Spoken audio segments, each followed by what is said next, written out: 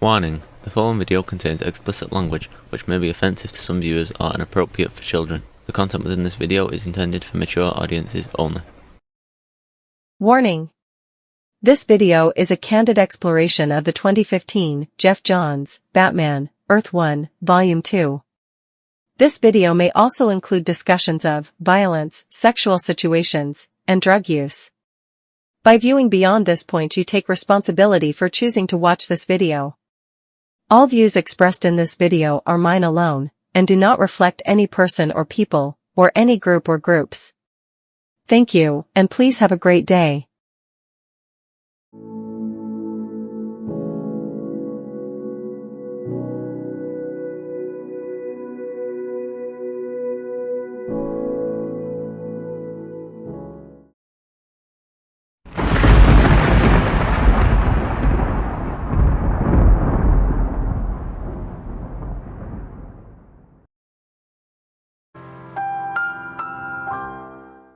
Hello and welcome to this video. I hope everyone is doing well. I hope everyone is having fun. And I hope the universe is treating you fairly. Well, hopefully, at the time of this recording, I'm still waiting on the determination on the copyright flag on my commentary on Bob Dylan's Ballad of a Thin Man. This video is airing after all that is decided. Hopefully that falls on my favor and they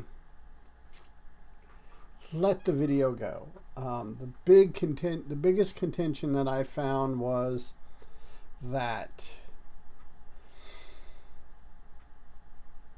can they use the video as a substitute for the official video? And no, there's no way in hell, because I break the song up and do commentary. Well, if it's aired, you've seen it, you know the video.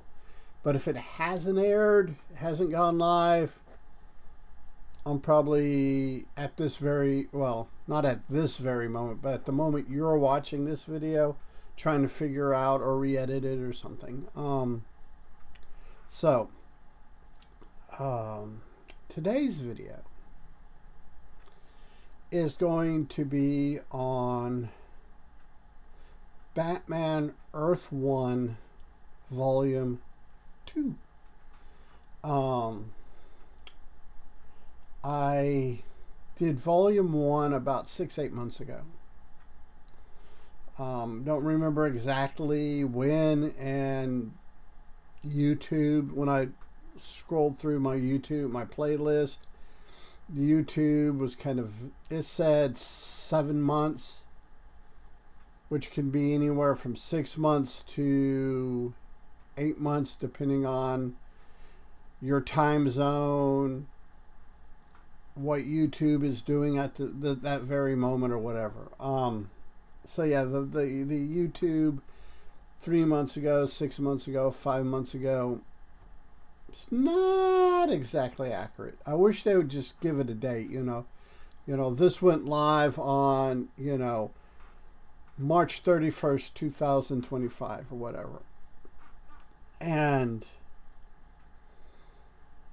would work that out. But they don't. So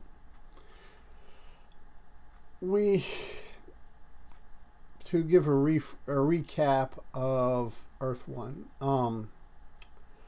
Earth 1, well, DC back in the day, back Silver Age, I think it was. It was after Golden Age, but before the Modern Age. I think it was before Bronze Age. But what they had determined is because by the 1960s, you had so many comics, so many variants of comics, so many things, so many stories, that there is no way, believably, that it took place on, one time stream. Marvel all the comic book people at that time. At that time, there was more than just Marvel and DC. It is my understanding that Marvel created the multiverse concept, and DC just simply cleaned it up and made it workable. Don't know how true it is, don't know how accurate it is. That is just what my perception of doing the research. So they started doing resets where they just reset the entire universe. DC's biggest and most notable reset was Crisis on Infinite Earths in the mid-1980s. And that's right about the time, it was right before Crisis on Infinite Earths when I started getting into comics. Then you've had the New 52, Rebirth, the Doomsday Clock, and all these resets. DC, when they reset the universe, they're kind of not so good at it.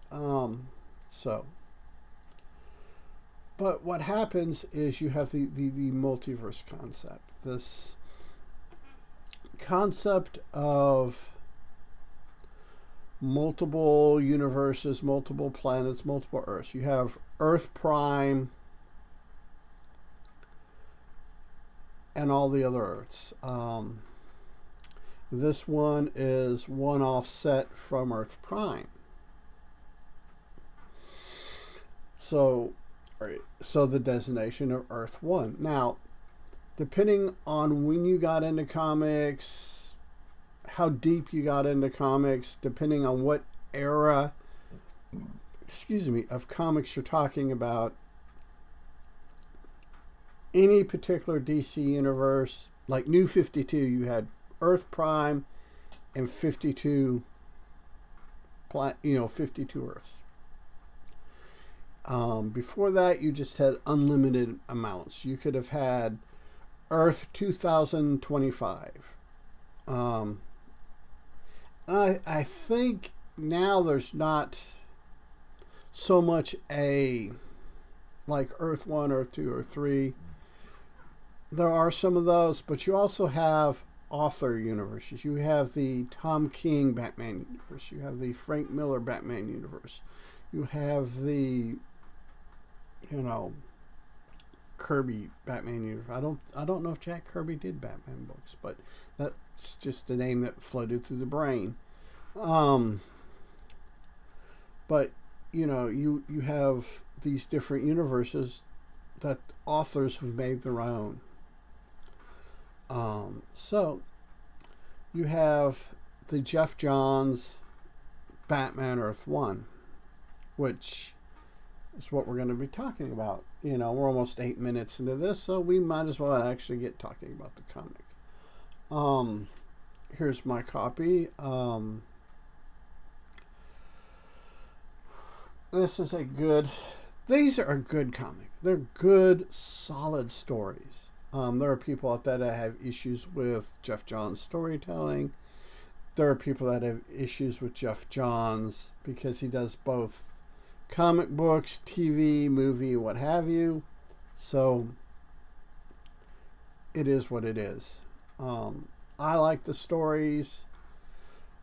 This takes place within a month or two, maybe as little as a week after the first one. In Volume 1, we're introduced to a Batman that's brand new to crime fighting. He's inept at best, and he's learning the ropes. We have the Geoff Johns created character, the Birthday Boy, who's... Go back and watch the video. Go scroll down, or what I'll try to do is have a little thingy come across the top on those little banners linking to it, and maybe in the post credits have a link to the first film. Birthday Boy is just, it's kind of gross. Which turns the character of Harvey Bullock into a raving alcoholic. We deal with that more in this story. We have the introduction of the Riddler in Geoff Johns' Earth 1 universe. The Riddler... This Riddler isn't the best Riddler, but it's a good Riddler. Geoff Johns did his due diligence to come up with good riddles. The problem with the Riddler character is if your brain doesn't work and riddles doesn't work in how riddles are put together, the Riddler comes across as an idiot. They make fun of him. The Batman TV series, Adam West, is a perfect example of writers not being intelligent enough, or not they lack intelligence. It's that they lack the ability to give the Riddler credit where credit's due. He's a super genius that deals with puzzles and riddles and enigmas and stuff like that. So he's a hard character to write for. So a lot of comic book writers are just that. They're comic book writers. They're not super geniuses. They're not, they're not mathematicians. They're not, great at, wordplay. If they had the intellect of the supervillains that they're trying to do, they wouldn't be comic book people. They'd probably be supervillains. Maybe, I don't know. Maybe they'd be scientists. However, the Riddler, Geoff Johns does a good job. The Riddler is blowing people up. The first instance he does is in an elevator full of 1%ers. He gives them a riddle, and the riddle is: a man lives in a penthouse. He gets up every day, goes to the elevator, pushes the button for ground floor, goes to work. When he comes home from work, he pushes the 20th floor, then walks up 10 flights of stairs. Why?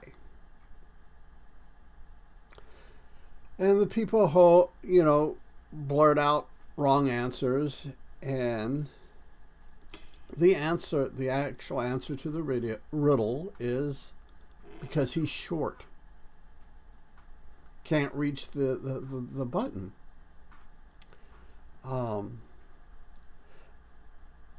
Unlike some of especially your Silver and Bronze Age comics with the Riddler, you have where the punchline or the resolution of the riddle is something like a parakeet with a machine gun.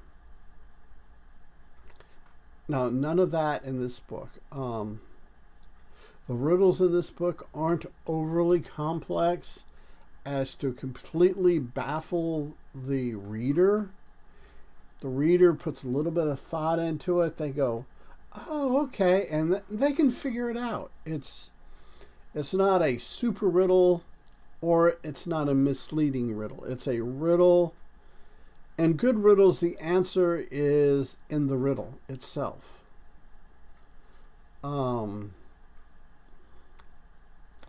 Like I said, they get it wrong. He pushes a button, he sets off an explosive which cuts the cable on the elevator, and the elevator smashes to the ground. At the same time, at the end of the first volume, no, not the end. At the end of the first volume, we have Bullock going off and becoming an alcoholic. He's still doing that. Jim Gordon's been promoted captain now in this volume. And he's trying to he's trying to babysit Bullock. Well, Bullock is a fuck up. He's an alcoholic. He's just, because of the events of the first volume, he has lost his shit. And you can't really blame him. I think if I experienced the same thing that Bullock experienced in Volume 1, I'd be a fuck up from that point on myself. It is what it is, man. It's just crazy. And Batman, or Bruce Wayne, is kind of doing he's stepping out as Bruce Wayne, doing more philanthropy. He's doing more good deeds. He's putting his money where his mouth is. Plus doing the Batman thing, you know. He's trying to get between Jessica Dent's legs. She's now mayor of Gotham City after Alfred Pennyworth opened up with a shotgun on Oswald Cobblepot at the end of the first one, near the end of the first volume. Like I said, I may link it down in the description below, or I may pin it as a comment to the video I did.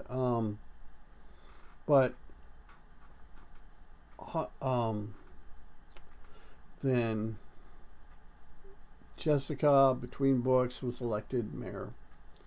Like I said, Bruce Wayne is doing his best to get between her legs.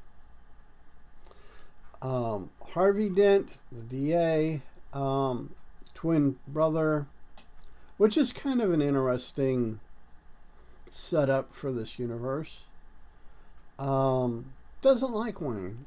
It comes out in this in Geoff Johns' universe that Martha Wayne's maiden name is Arkham, Martha Arkham, and Dent considers Bruce Wayne and Arkham, and the Arkhams have a history of mental illness in the family. So we got all that going on. We have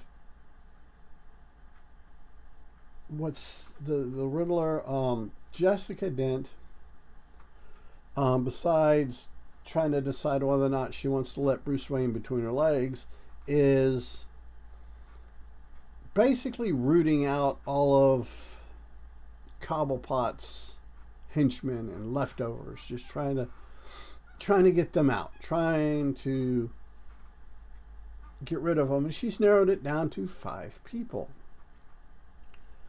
She know at this point she learns Bruce Wayne is Batman, Batman is Bruce Wayne. So you've got this collaboration going, exchanging of information.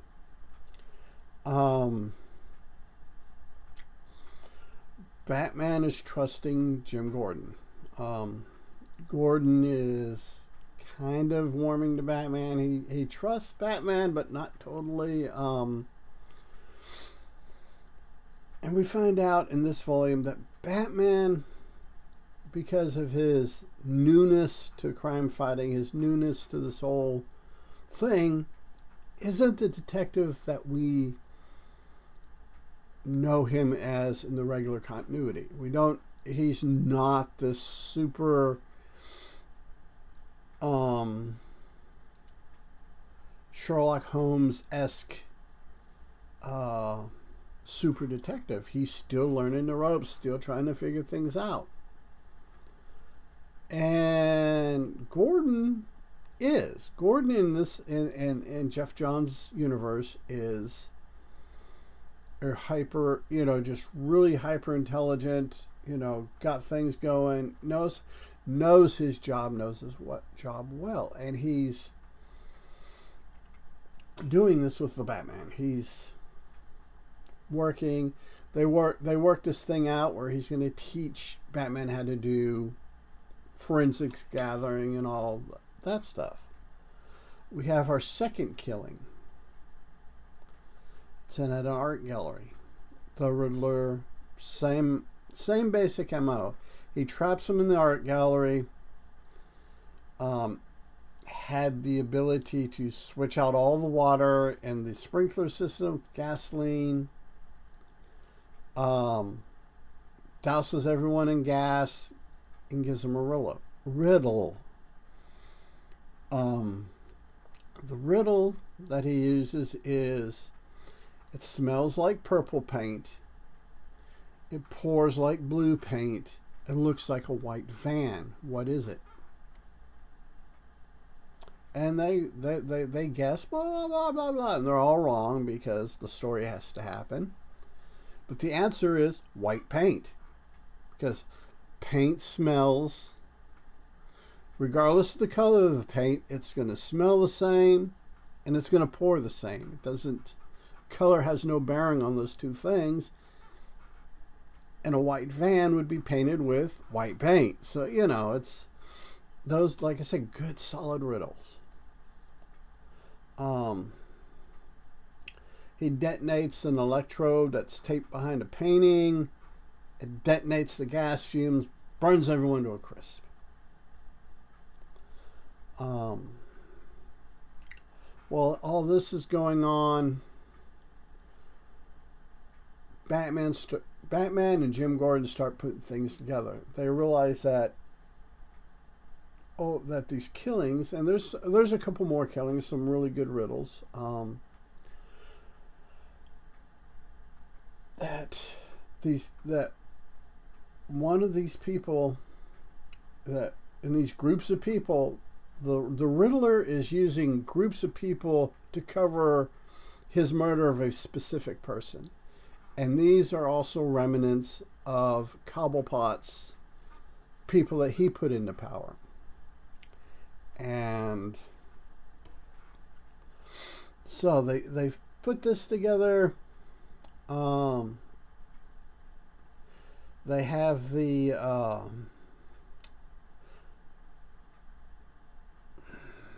they save, well, they don't save, there's other people get killed, and they find out that the Riddler is kind of doing the same thing that Jessica Dent was doing, except his was A, illegal, and B, extreme. She wanted to gather evidence and lock these people up in prison.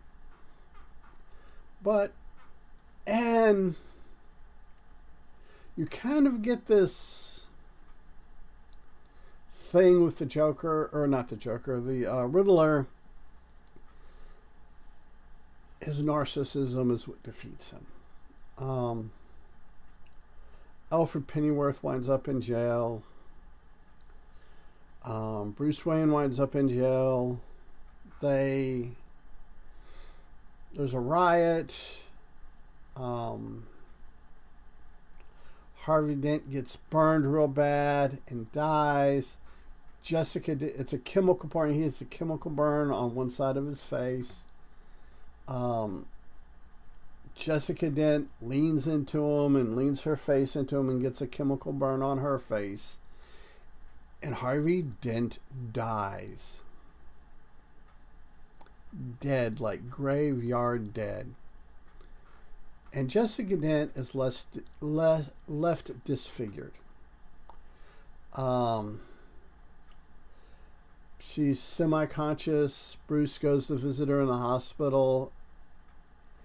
And Jessica kind of talks to Bruce in Harvey's voice. And it's basically like, you know, get away from my sister, blah, blah, blah. And that's kind of about where the book ends. Volume 3 is going to pick up like immediately after this. So there's that. We'll get to that. Hopefully it won't be 6 months before we get to that. I don't plan on doing it back to back. There's some other Earth 1 titles I want to do.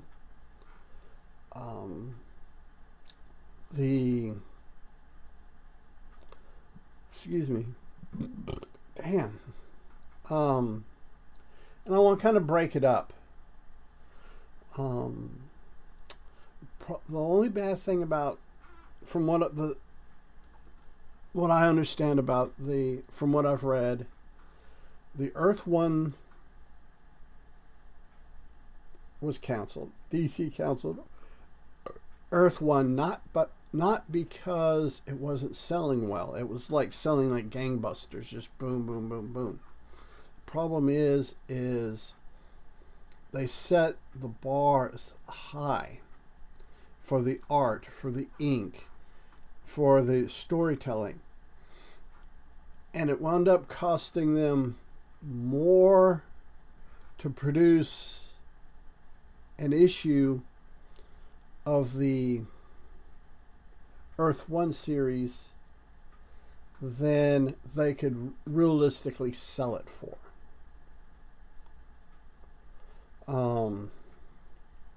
So even though they were selling like gangbusters, each and every volume was being sold at a loss. So they had to cancel it. Unfortunately, that's just the way it goes. I wish they could have saved it somehow, because the premise was you would do they'd take an author like Geoff Johns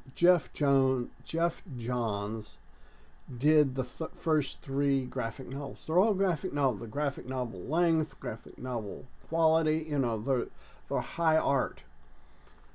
He was going to do 4, then they were going to give it to another artist. He would do 4, 3, 4, whatever. Tell his story. Do a long narrative. However, it didn't work out. They had Grant Morrison over doing Wonder Woman. They had a wonderful, I can't think of the artists, or the writers and artists who did the Green Lantern or the Teen Titans or the Superman, but they're all really solid stories, good stories, high art. But unfortunately, DC set that bar so high that it wound up costing them money, and they had to cancel it. So you can get the complete Earth 1 series, but they're incomplete within themselves. There's no, like the Batman the end of the 3rd one sets up for Geoff Johns' 4th one. Same with the Green Lantern. Unfortunately, the Green Lantern, we only got 2 of those. We got 2 Teen Titan. We got 3 Wonder Woman and 3 Superman. So there's that. So I'll go ahead and call this good here. Go ahead and end the video. Like I said, I hit the high points of the stories. Go out, read them for yourself, check them out, have fun, be a good human, be good to other humans. Peace. Hey, it's 10 p.m. Do you know where your children are?